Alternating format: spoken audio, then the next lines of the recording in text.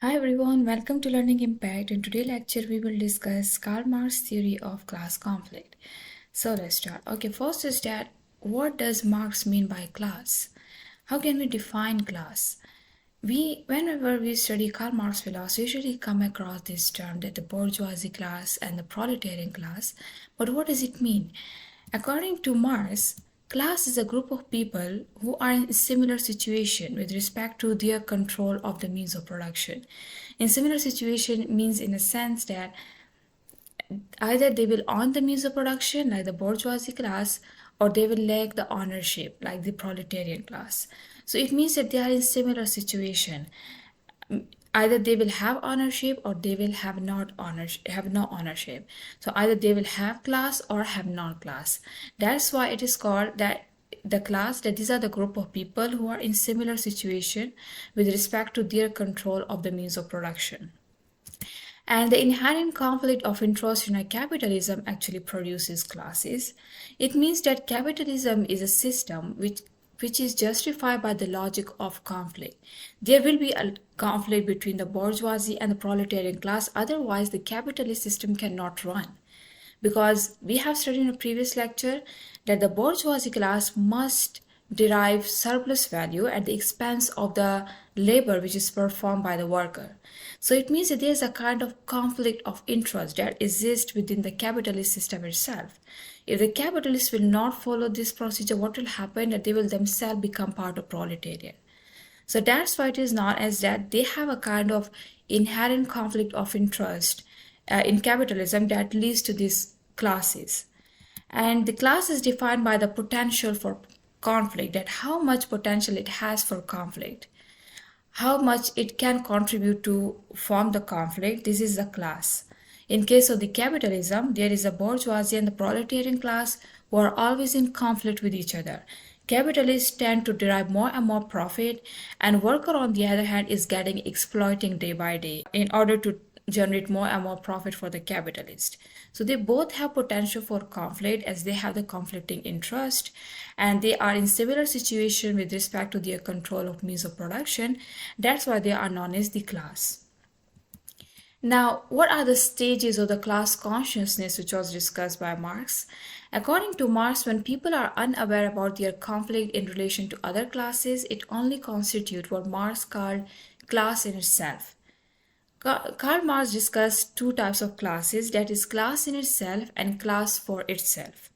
Now, class in itself means that when the people they are unaware about their conflict in relation to other classes, means that they had not yet united, they had not realized that they are getting exploiting day by day, but there are some shared characteristics of this class in itself, that they are those people who are in similar situations. So it means that they share similar grievances like low wages and these harsh working conditions, but they are not yet able to realize this exploitation, and they are not yet able to unite against this exploitation.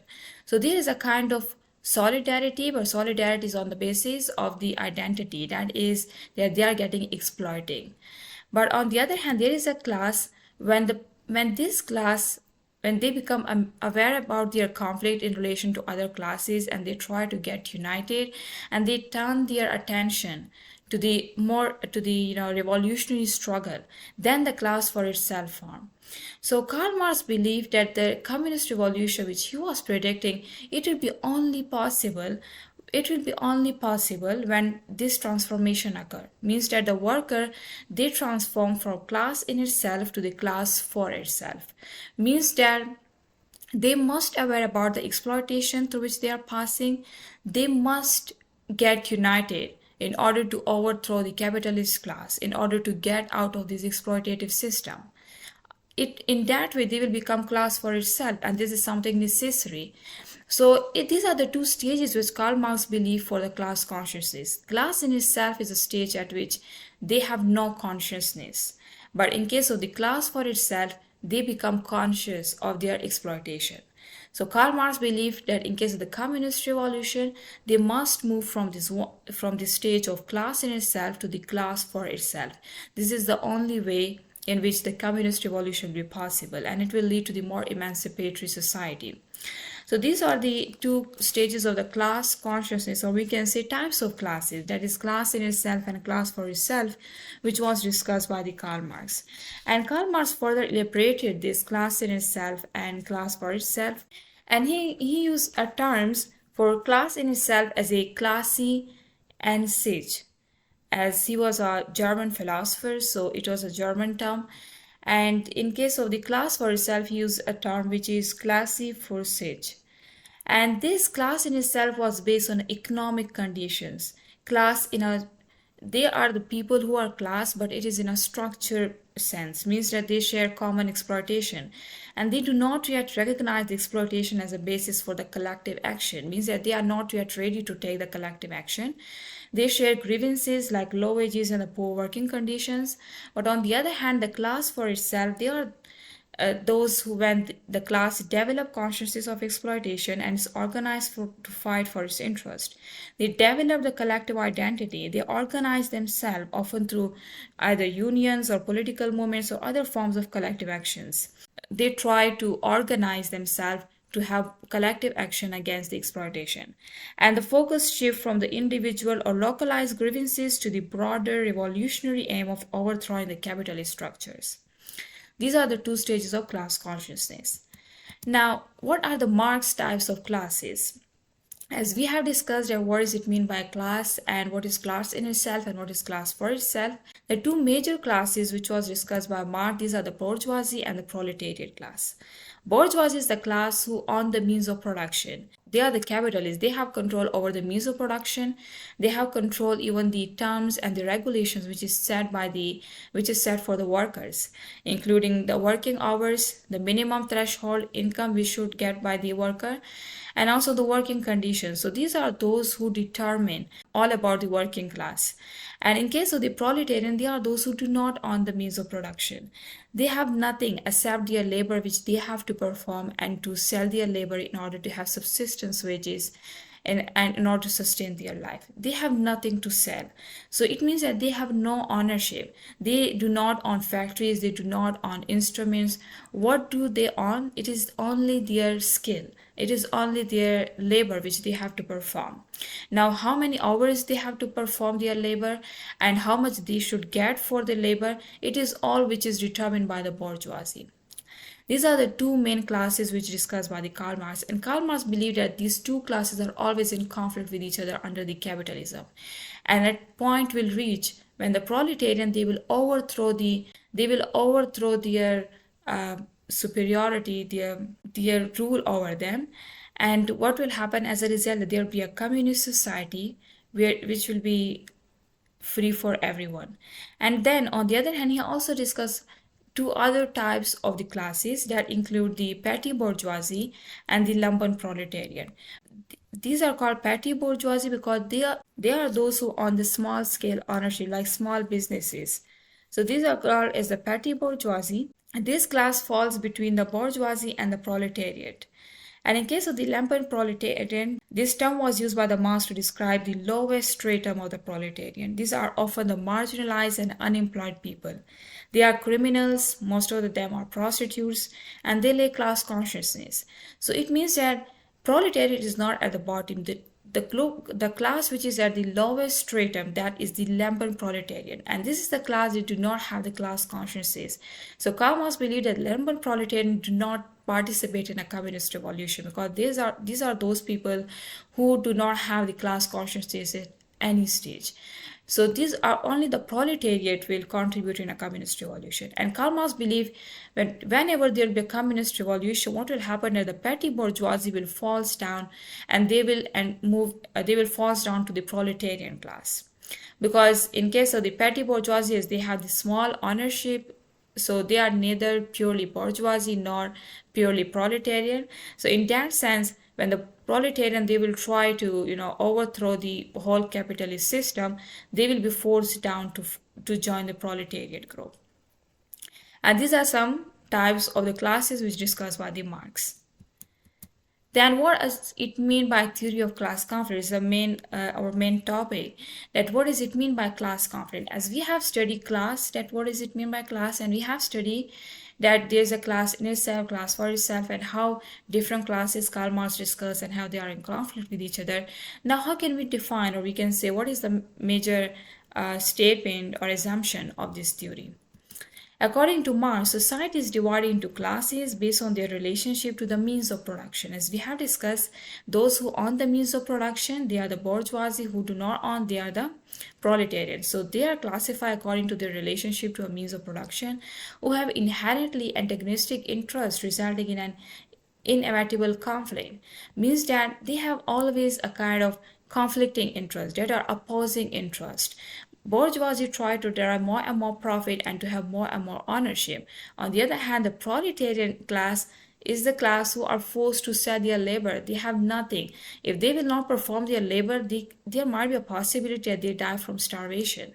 So it means that their interests, they are conflicting, they are opposing to each other. So it is something inherent in a capitalist system itself. This is how Karl Marx defined class conflict. Their society is divided into classes, and these classes are those who are inherently antagonistic to each other, which resulting in an inevitable conflict. The main theme of the class conflict is the class struggle or the class war. Means that the classes are always in conflict with each other. And what does Karl Marx say about the class conflict? Here is the the Karl Marx words, which was taken from the Communist Manifesto, and in which he described the class conflict. According to Marx, the history of a hitherto existing society is the history of class struggle and a story of conflict between the exploiting and the exploited classes. Means that when we look at the history, the classes are always in conflict with each other. There is always a concept of one class exploiting and the other class getting exploited. So there is always a concept of oppressor and oppressed, who stood in constant opposition to one another throughout history, a fight that each time ended either in a revolutionary reconstruction of society at large or in the common ruin of the contending classes. Karl Marx believed that there are two ways. Either this conflict should end in a revolutionary reconstruction of society at large, which Karl Marx was predicting and was optimistic about, and either what will happen as a result, that there will be a common ruin of the contending classes. So it means that it is not only about the capitalist system, or it is not only about the era in which the Karl Marx was born. According to Karl Marx, this conflict is something we can witness throughout history. And we have studied the history of dialectical materialism in our previous lecture. And in that lecture, I have discussed that how different societies, they were in conflict, and what type of classes were existing in a slave society, in a feudal society, and then in a capitalist society. We have studied that chains of the series of societies throughout history, and we have discussed it in detail. But here, as it was more relevant to the class conflicts, that's why I mentioned it here, that the Karl Marx discussed the class conflict in his words in this way. There is always a kind of conflict throughout history between the two classes, and he didn't mention two classes, but he said that the classes are always in conflict with each other. And this is a concept which is not new for the capitalists. Since the slavery society, these classes exist.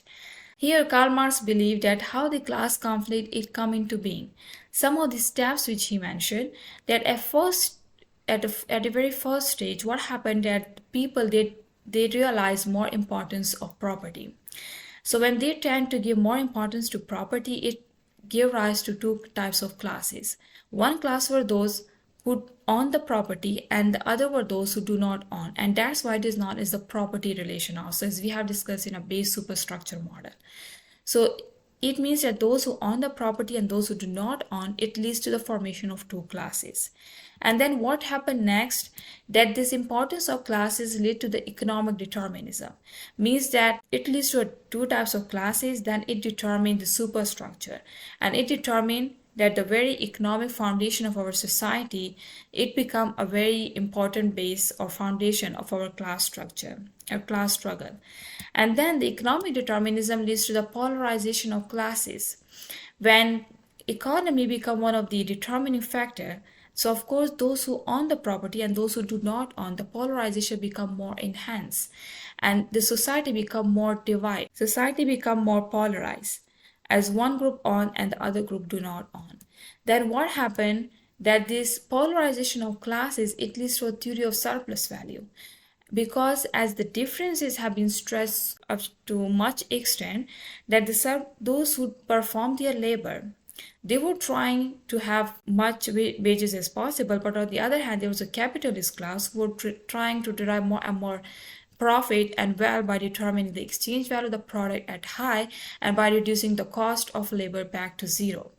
So that's why here the concept of the surplus value emerged. We have discussed the theory of surplus value in a previous lecture in detail, but for now I will say that the capitalist class then tried to derive profit for themselves, by reducing the cost of labor back to zero. And then there it leads to the pauperization, a state of extreme poverty, as the workers, they were relying only on their labor and the capitalists were not ready to give them full compensation for their labor. So what happened, that the working class, they become more and more miserable, their conditions become more miserable, and it leads to the state of extreme poverty for the working class. And then it leads to the alienation, that those workers who perform their labor, they were alienated from the product which they form, from the productive activity which they perform, from other workers, and also from their own species essence, even from their own human nature.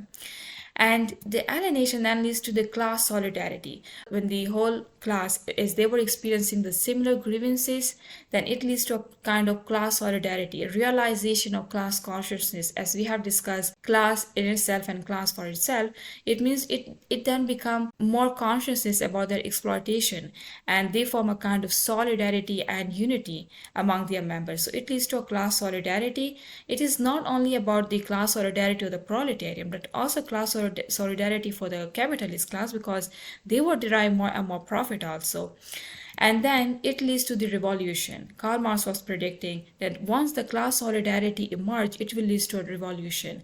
And revolution will be in a sense that they will overthrow this very economic foundation, a very economic foundation which we have studied in economic determinism, that the means of production, relations of production will be changed forever. And this revolution will occur, and it will lead to the dictatorship of proletariat. Once revolution occur, what will happen, that there will be a temporary phase. Karl Marx believed that this dictatorship of proletariat will always be a temporary phase, and in this phase the proletariat, they will rule over the whole society. And what will happen, that the proletariat will tend to redistribute the surplus equally among the members of the society. And then it will lead to the communist society, means that the society which will be free for everyone, which will be free from classes. It will be a classless, the stateless society, where there will be no conflict, no class struggle, no class war, and every individual, they perform according to his ability and they will receive according to his need. These are some underlying steps which Karl Marx believed is underlying principles for the class conflict. This philosophy of the class struggle has drawn some criticisms. Some of the critics believe that this emergence of the welfare state within the capitalist system is something which was ignored by the Karl Marx. The capitalist system which we have today is a more advanced form. It is not as capitalist which was studying Karl Marx, and it is advanced in a sense that it is not as much as exploitative as Karl Marx discussed about, because there is now a concept of threshold minimum income for the labor. There is also now a concept of minimum wages, minimum hour of work, which is set by the international communities, or the international standards which have been set in order to provide more protection to the worker. So it means that there is now a concept of welfare state within the capitalist system, as it is more advanced form of capitalism. And also the capitalist class is not superior.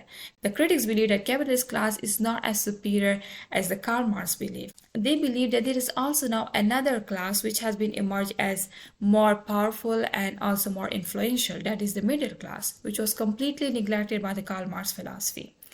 And then the labor can achieve power without revolution. It is not something necessary to bring revolution, that is something violent by nature. Labor can achieve power even without revolution. They can seek protection through labor unions, they can participate in political activities, and also they can seek protection through legal ways, like because there is now more legal protections, and under the advanced capitalism. And also there is a pauperization of masses, which are described by the Marxists completely, absolutely wrong, according to philosophers.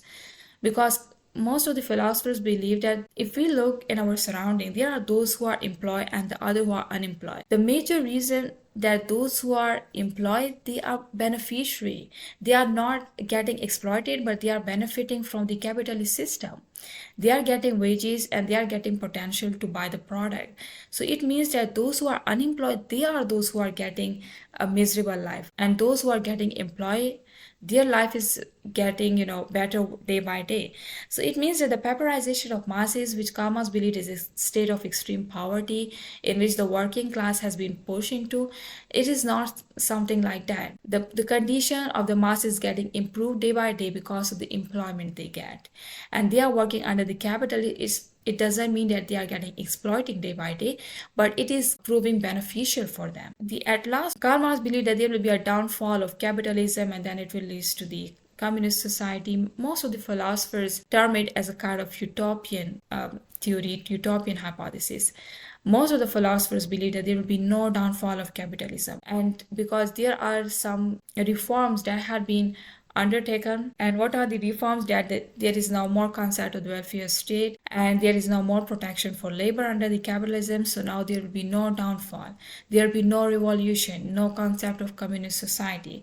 The capitalist system will remain forever, but with some changes and modification. So this was all about the Karl Marx philosophy, Karl Marx concept of class conflict. So this was the end of our lecture. Thank you so much for watching. If you have any question, you can ask in a comment section below, and like, share and subscribe our channel for latest lectures. Thank you.